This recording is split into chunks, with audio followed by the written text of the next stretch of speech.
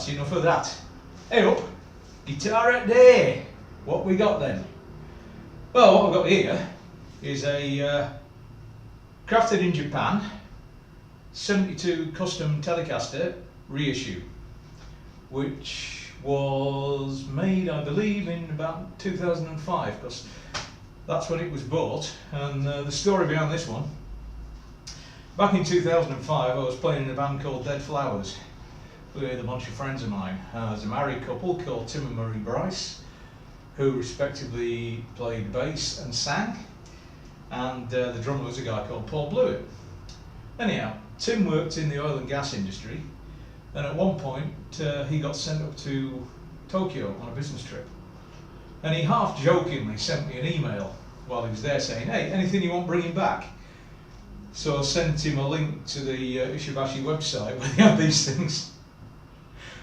He said, "Alright, that gives me an excuse to go around the guitar quarter," because there's this basically area in Japan, I can't remember the name of the suburb, but there's an area which is just two whole city blocks of guitar stores.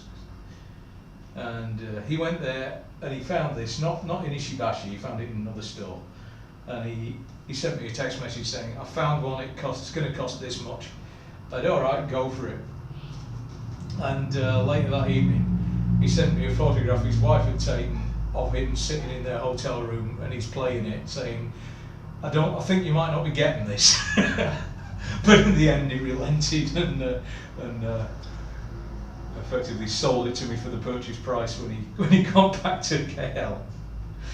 So what have we got? Well, it's a reissue of the Fender Telecaster Custom model that was brought into production in 1972, where they changed the custom from being a standard 2 single coil Telecaster but with binding around the body to being the beast you see here, because Fender got wind that people were modifying the tellies to put a humbucker in there to get more Les Paul type tones, which were all of the rage then, don't you know? And so they decided to reconfigure the guitar, and they gave it one of their wide range humbuckers, which had just been designed by Seth Lover, who moved across from Gibson to Fender, and they gave it more Les Paul type tone and volume controls with the 2 volume 2 tone circuit and a 3 position switch up here on the upper mount. So we've got, well, pretty standard for, I think you can use the tuners to identify which factory they came from.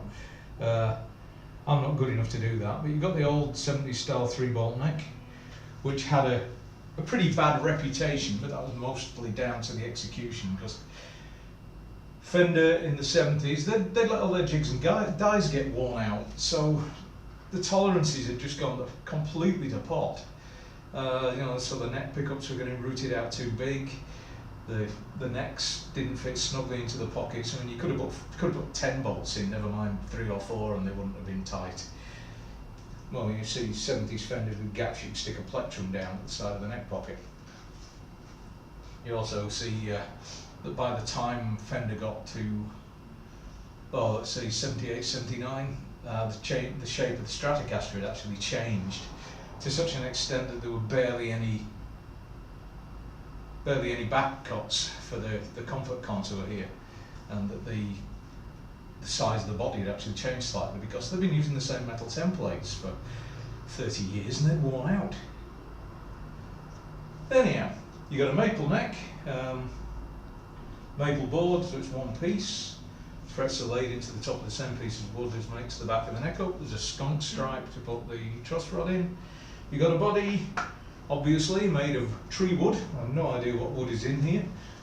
It's probably agathis or similar, may even be basswood, who knows, under that big thick finish. 3 steel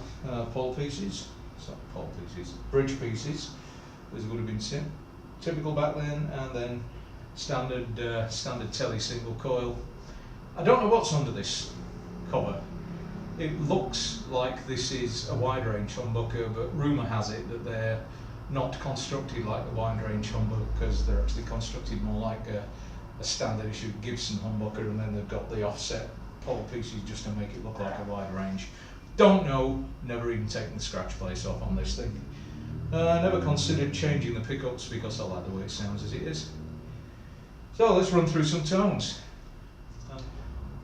Neck pickup, tone and volume are both on full. Good old standard A minor chord through the clean channel of the Laney IRT20 Studio. Both pickups on together. And the bridge pickup on its own. Go to the crunch. Back to the neck pickup. Both pickups on together. And the bridge pickup on its own.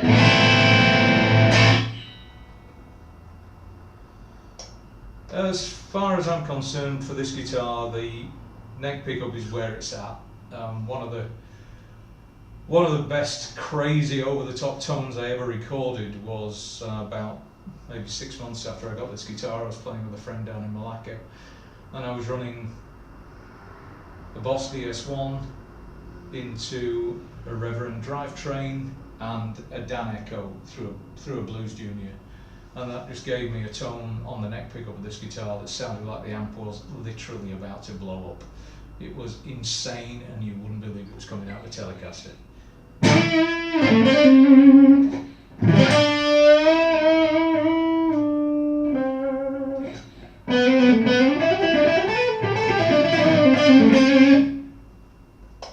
But bridge and middle, I mean, that's Keith's zone, you know.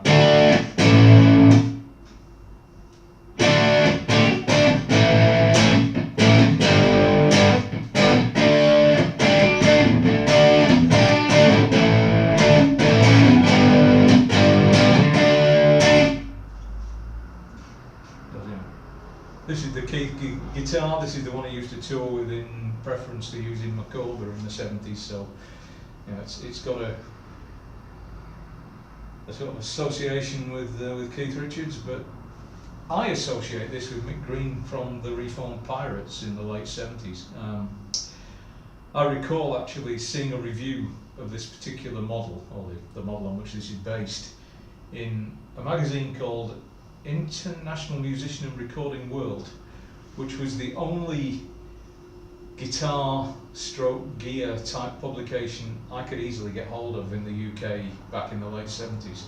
And it was, to my mind, it was actually better than the purely guitar focused publications that became more prevalent later, because it focused on all aspects of the music business, from, you know, how not to get stiffed on a recording contract, where's a good idea to book tours in Europe, tips on recording studio, reviews of recording equipment, reviews of bass and keyboards, amplifiers all across the board, microphones, and it also did guitars and amps. And in one issue there was a review of a guitar that's physically identical to this, and I used to drool over that.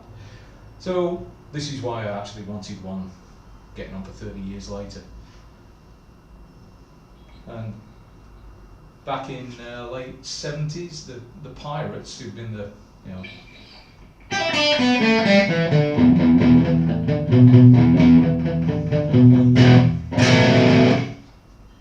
Mob did Shaking All Over, which was the hit single, I think, 2 weeks after I was born. They reformed as a three-piece. Mick Green, Jeremy Spence, can't remember the name of the drummer. And they did a more, you know, heavy rock take on R&B for a couple of albums back in the late 70s, and Mick Green was very much associated with playing one of these then, so that's where I really got that. I really got into them. They were like, you know, a 45-year-old version of Motorhead at the time. Says he now, and Motorhead have given up when they're all about 70.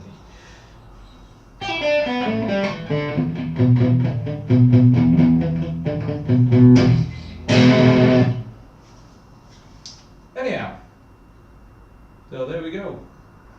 72 reissue Telecaster Custom. Crafted in Japan. Cheers then.